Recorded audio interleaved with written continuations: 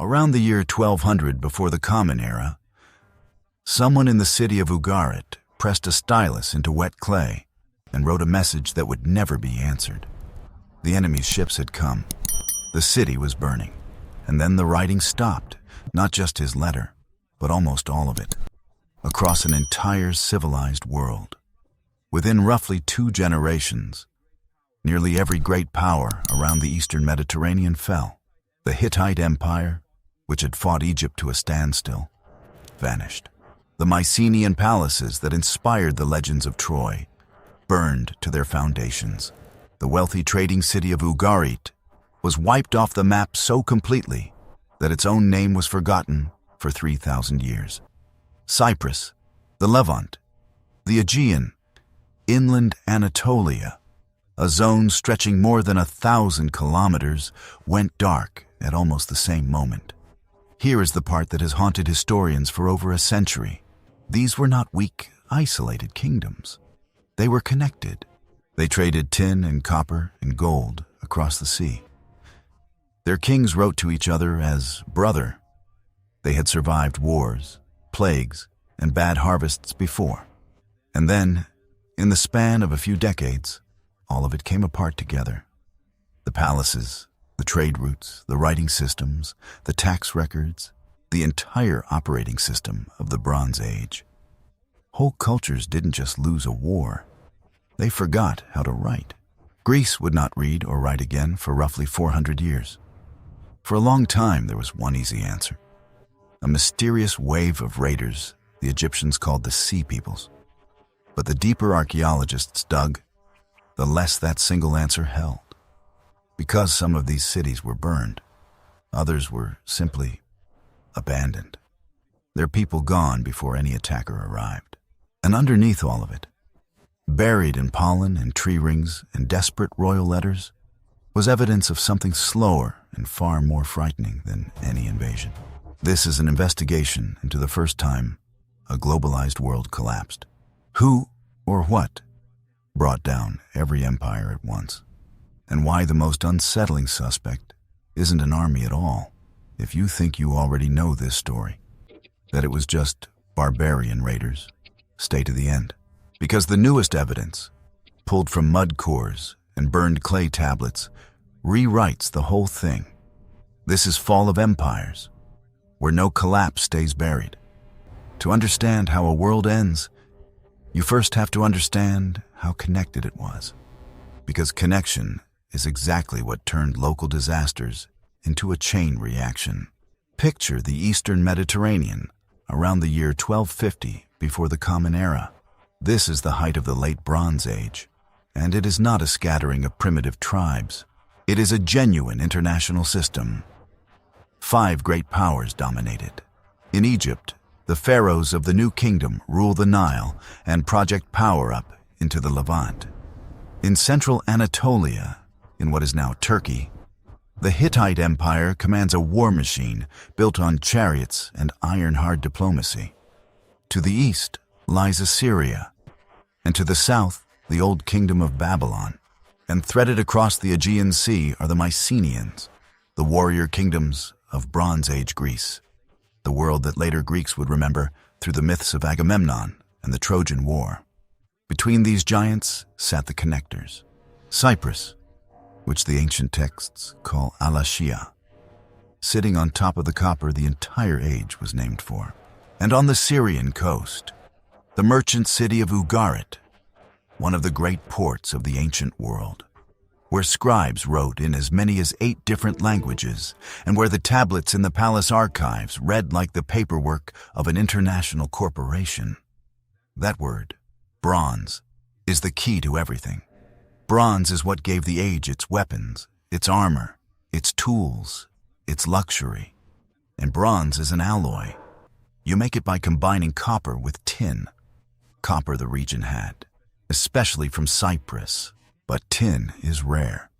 Much of the tin that armed these empires had to travel enormous distances, some of it from as far as modern Afghanistan, moving hand to hand across thousands of kilometers of trade routes.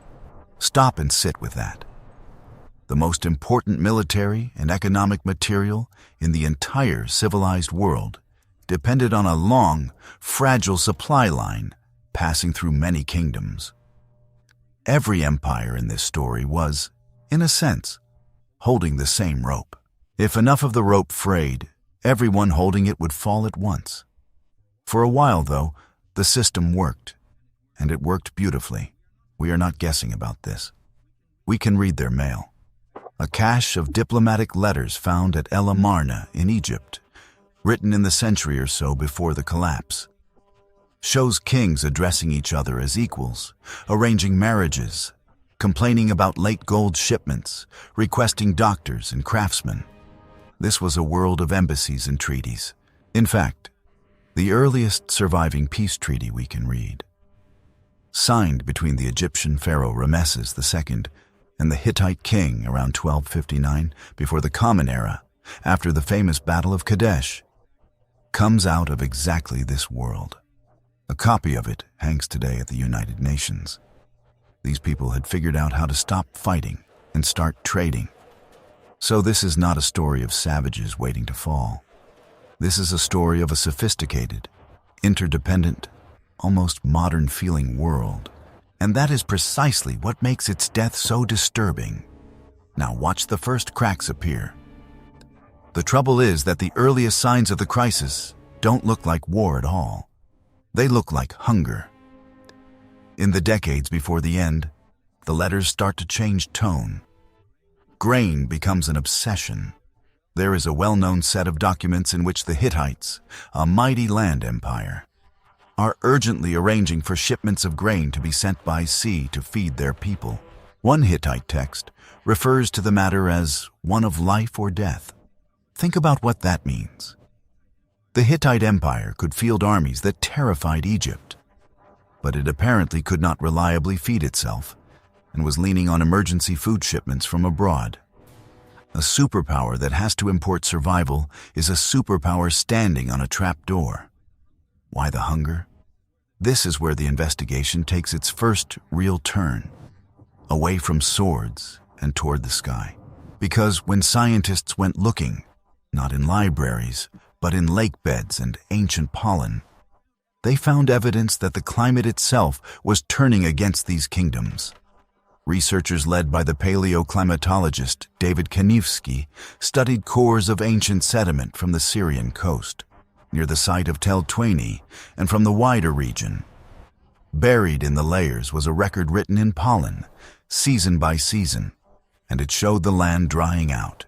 Trees that need a lot of water declined. Drought-tolerant plants took over. Their conclusion, published in peer-reviewed work, was stark. The eastern Mediterranean slid into a long, severe, dry period, beginning around 1200 before the Common Era. Separate studies of pollen from cores beneath the Sea of Galilee and the Dead Sea pointed the same direction, showing a shift toward dry conditions in the period between roughly 1250 and 1100 before the Common Era. Hold on to that image. Not an army on the horizon. A sky that simply stops giving rain, year after year, across an entire region at once. Crops fail, granaries empty, and a system where every kingdom already depends on every other kingdom for food and metal begins to feel the strain everywhere simultaneously. But drought alone doesn't burn a palace. So what turned a food crisis into an apocalypse of fire? The clues to that are waiting in the ruins of a Greek hilltop, and the strange thing they reveal is that the victims saw it coming. Cross the sea now to the Mycenaean world, the Bronze Age Greece of stone citadels. These were not open cities. They were fortresses, ringed by walls of stone blocks so massive that later Greeks refused to believe humans had built them. They insisted the walls had been raised by the Cyclopes, the one-eyed giants of legend, which is why archaeologists still call this style Cyclopean masonry. Some of the blocks weigh several tons. At Mycenae, at Terans, at other strongholds, these walls were not decoration. They were survival.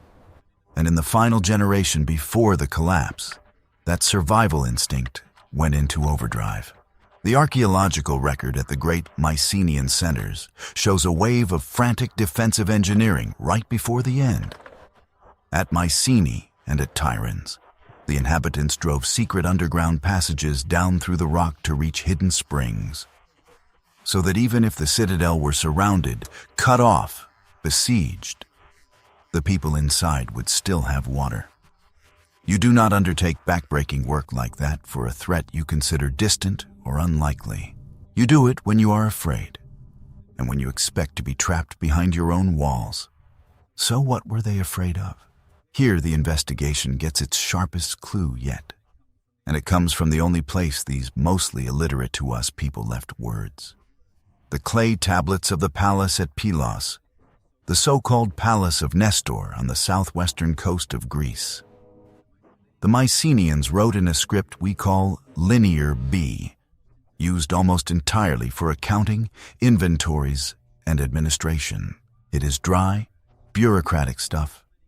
So many sheep, so much olive oil, so many bronze workers.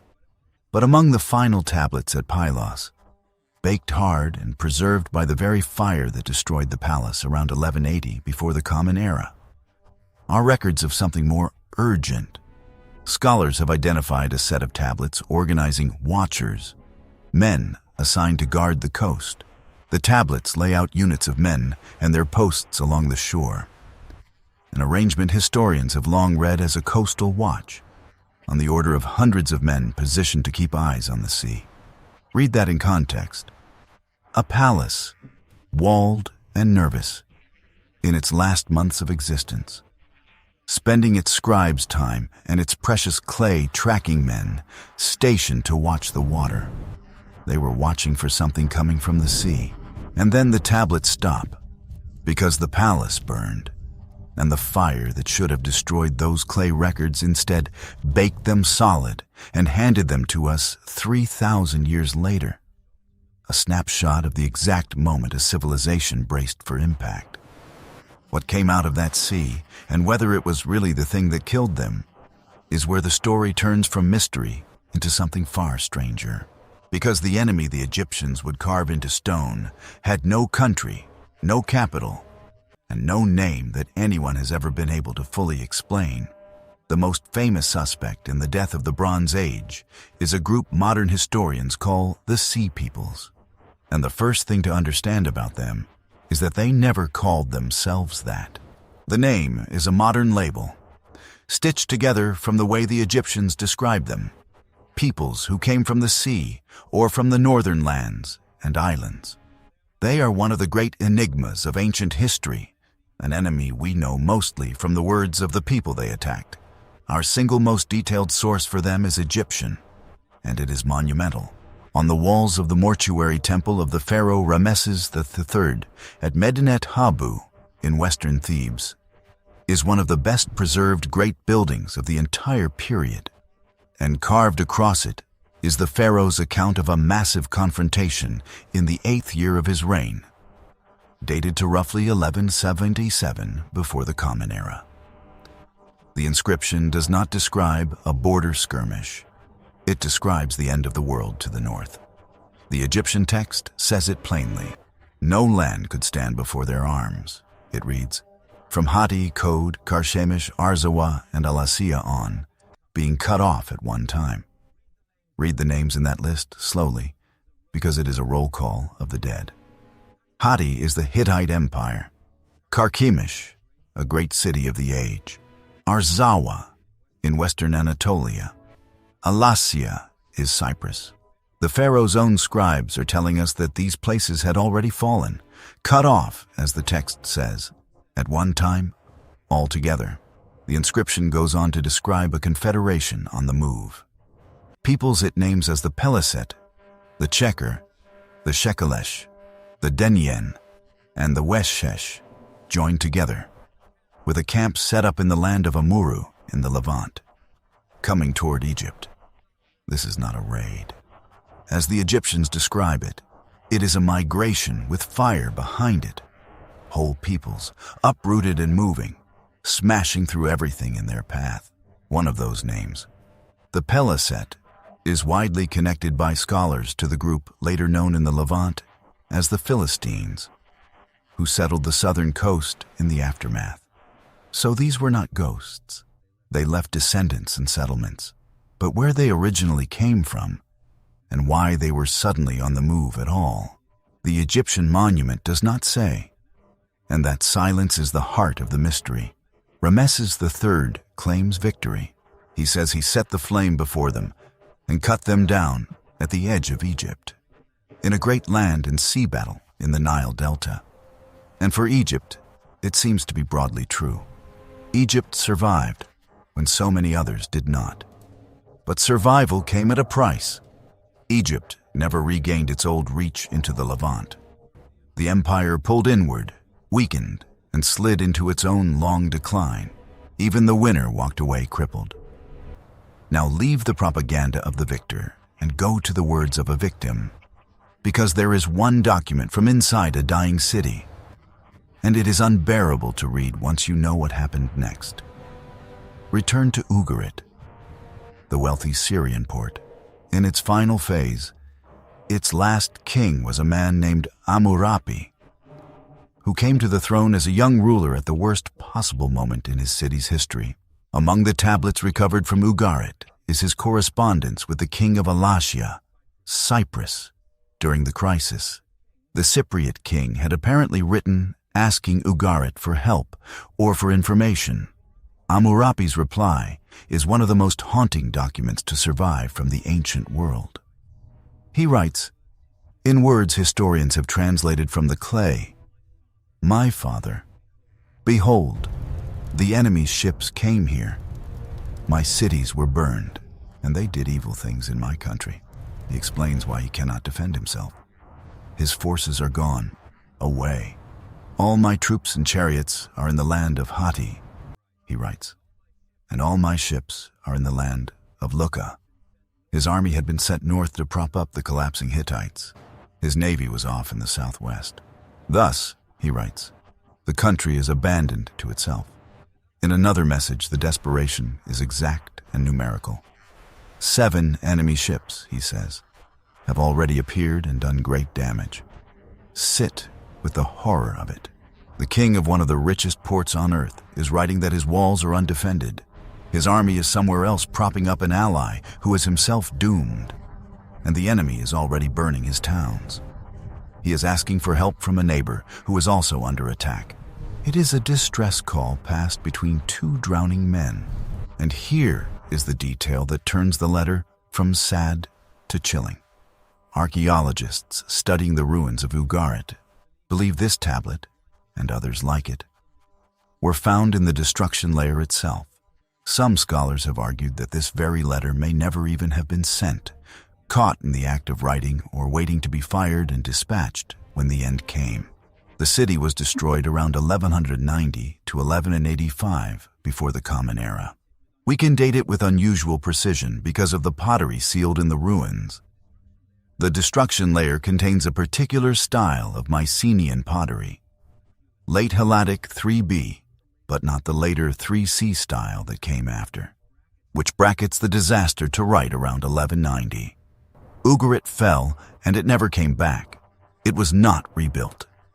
It was not resettled into a new great city. The mound simply sat there, its archives sealed underground, until archaeologists found it in the 20th century and had to relearn its very name. So there it is, a clear villain. Ships from the sea, cities in flames, a king's own words confirming it. Case closed? Not even close. Because when archaeologists went looking for the physical fingerprints of these invaders, the mass graves, the dropped weapons, the arrowheads in the walls, the burned gates of city after city all struck in the same campaign, something was deeply wrong with the evidence.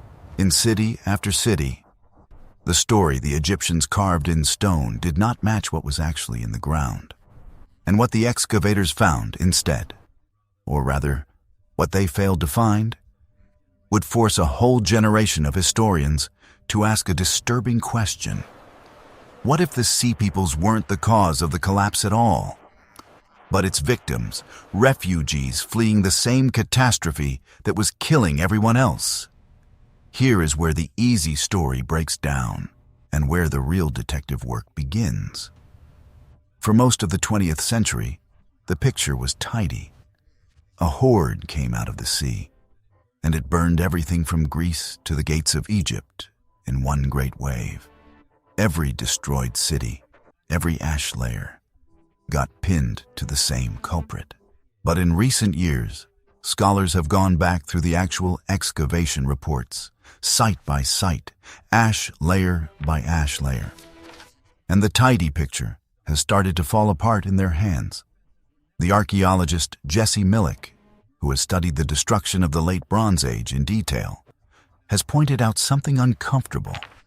When you look closely at the sites usually swept up into the sea people's story, a large number of them show no clear evidence of being destroyed by invaders at all. Some cities show no destruction layer in the right period whatsoever.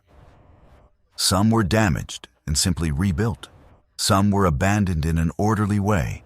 People packed up and left, taking their valuables, leaving no bodies, no battle debris, no signs of a sack.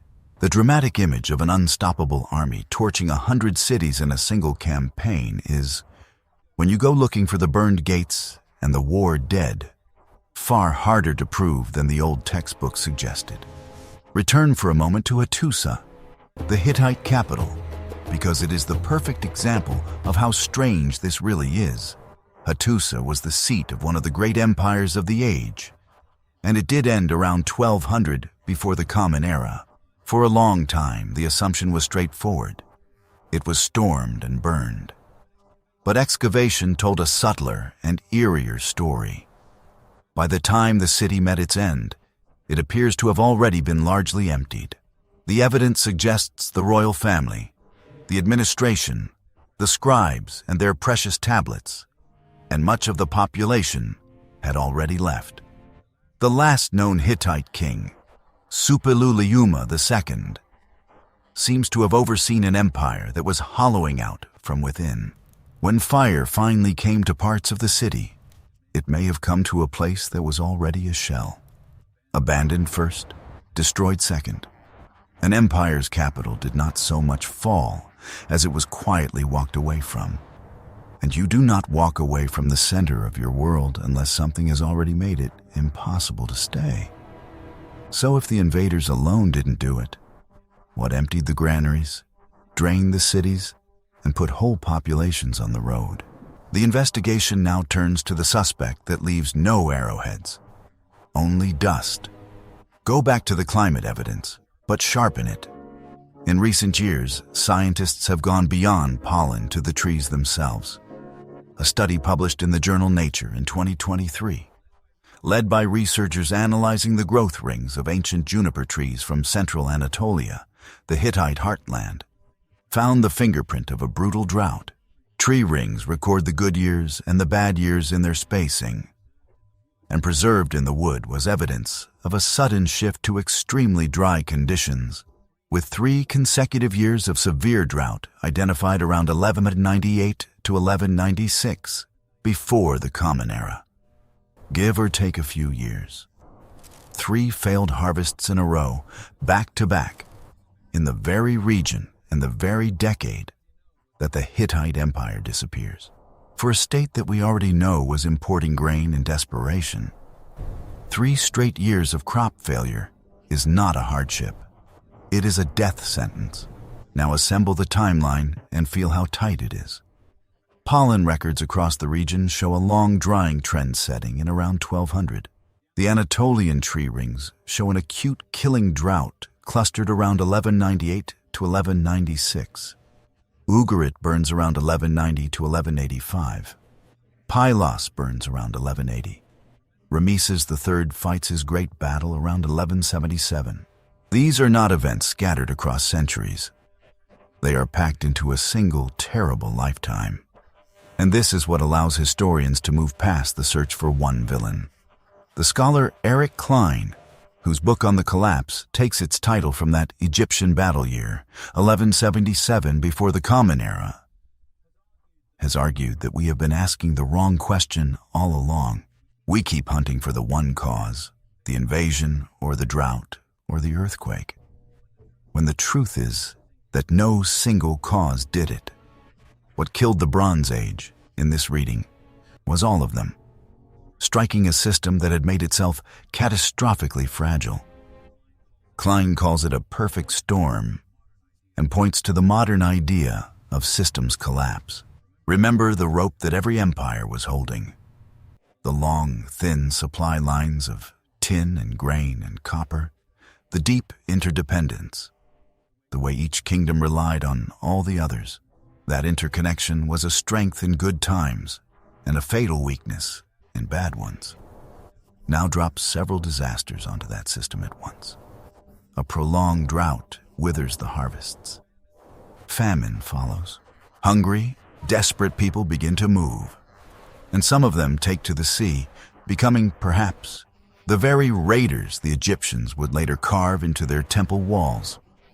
Trade routes, already strained, snap. When trade snaps, the tin stops flowing, and you can no longer make bronze, the metal your soldiers and your economy depend on. Central authorities that survived only by managing that trade and redistributing that grain suddenly have nothing to redistribute, and their legitimacy evaporates. Internal rebellion becomes likely, and into that chaos, invaders and migrants pour, not as the first cause, but as an accelerant thrown onto a fire already burning. There is even evidence for a literal shaking of the ground. Some researchers have argued for what they call an earthquake storm, a sequence of major earthquakes rippling along the fault lines of the eastern Mediterranean over a span of decades around the end of the Bronze Age. At several sites, archaeologists have found collapsed walls, crushed skeletons, and toppled columns consistent with seismic destruction rather than warfare. An earthquake does not by itself end a civilization, but an earthquake that flattens your defensive walls in the same generation that drought is starving you, and raiders are probing your coast. That is the difference between a crisis you survive and a crisis you do not. This is the crucial insight, and it is what makes the Bronze Age collapse feel so modern and so unsettling. Every one of these kingdoms had faced drought before.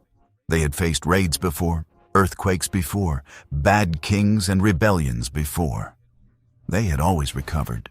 What they had never faced was all of it at once, landing on a system so tightly interconnected that a failure in one place could cascade into failure everywhere. The very sophistication that made their world glorious is what made its death total. But knowing how a world dies is not the same as knowing what it feels like to live through the ending. And the people caught inside that collapse left one more kind of evidence, not in stone or clay, but in the sudden, total silence that followed. Because after the fires went out, something happened that is almost harder to comprehend than the destruction itself. An entire civilization forgot how to write. Consider what it means for a society to lose literacy. Not to ban it, not to burn its books, but to simply stop, because the palaces that trained the scribes are gone, and the accounts they kept no longer have anything to account for. That is what happened to Bronze Age Greece. Linear B, the script the Mycenaeans used, existed to serve the palace economy, to track the sheep and the oil and the bronze smiths and the coast watchers. When the palaces burned and were not rebuilt, the entire reason for writing vanished with them. There were no more centralized inventories to keep, because there were no more centralized storehouses. And so the skill died. For roughly 400 years, Greece produced no writing that has survived at all. The period that follows is what historians call the Greek Dark Age, and the darkness is partly literal. For us, the lights of the written record simply go out. When the Greeks eventually learned to write again, centuries later, they did not resurrect Linear B. They had forgotten it so completely that it would not be deciphered until 1952 by an architect named Michael Ventris. working from tablets like the ones baked in the fires of Pylos. The Greeks of Homer's time had no memory that their ancestors had ever been able to write at all. The collapse in population and settlement was just as severe. Across much of Greece, the number of inhabited sites plummeted in the generations after 1200 before the Common Era. Many regions saw a dramatic drop in population as people scattered from the ruined centers into smaller, poorer villages. The great engineering, the monumental architecture, the long-distance trade in luxury goods, much of it stopped. A world that had built citadels the later Greeks credited to giants shrank into something small and local and struggling. And yet, and this is the strange grace note in the catastrophe, the end of that world planted the seeds of ours. Start with iron. For centuries, weapons and tools had been made of bronze, which meant they depended on that fragile long-distance trade in tin. When the trade networks collapsed, tin became scarce, and the old bronze-based way of life became impossible to sustain. Necessity pushed people toward a metal that was harder to work, but far more widely available in local ores. Iron. The technology to work iron effectively spread and matured in the centuries after the collapse, giving the next age its name, the Iron Age. The disaster that ended one age forged the toolkit of the next. Then there is writing itself. Not the writing that was lost, but the writing that survived and spread. Alongside the palace scripts of the Bronze Age, a simpler system had been developing among the Semitic-speaking peoples of the Levant, including in the world of cities like Ugarit, an alphabet. Instead of hundreds of complex signs that only professional scribes could master, an alphabet uses a small set of symbols for individual sounds, simple enough that a merchant, not just a palace official, could learn it. In the reshuffled world after the collapse, it was the seafaring traders of the Levantine coast, the people the Greeks would call the Phoenicians, who carried their alphabet across the Mediterranean. The Greeks adopted it and added vowels. From that adaptation descend the letters you are reading right now. The palace scripts died with the palaces. The people's script inherited the earth. Even the political map we half recognize was drawn in the collapse's aftermath. With the great empires gone or diminished, smaller peoples emerged into the space they left behind. Among them the Philistines on the southern Levantine coast, descended in part from those sea peoples, and the early kingdoms of the Israelites in the highlands, whose story would eventually be written down in the world's most influential book. The giants had to fall before these smaller nations could rise. So step back and look at the whole shape of it. Around 1200 before the Common Era, a brilliant, interconnected, almost modern-feeling world was hit by a convergence of shocks. A long drought, killing famine, failing harvests, snapping trade routes, quaking ground, desperate migrations, and raiders from the sea. No single blow would have been fatal. Together, striking a system too interdependent to absorb them, they brought down every major power around the eastern Mediterranean within the span of a lifetime. It is history's clearest example of how the strengths of a globalized world, connection, specialization, interdependence, can quietly become the exact fault lines along which it shatters. And that is why this 3,000-year-old collapse refuses to feel ancient. We live in the most interconnected world that has ever existed. Our tin is the microchip, the shipping lane, the power grid, the supply chain that stretches across oceans and through many borders. We, too, are all holding the same rope. The Bronze Age did not end because its people were foolish or weak. It ended because they had built something magnificent and fragile. And then too many things went wrong at once. The question their ruins leave for us is not whether such a thing could happen again. It is whether we would see it coming any better than the man in Ugarit, writing his last letter as the ships appeared on the horizon. If this cracked open how you see history, how fast a whole world can fall. Then you need to see what comes next. The next investigation goes inside the one power that stared down the sea peoples and lived. Egypt. How did it survive when everyone else burned? And what did that survival secretly cost it? The answer is written on a temple wall, and most people have read it completely wrong. Subscribe to Fall of Empires, because here, no collapse ever stays buried, and no story stays the way they taught you in school. The next empire falls soon. Be there when it does.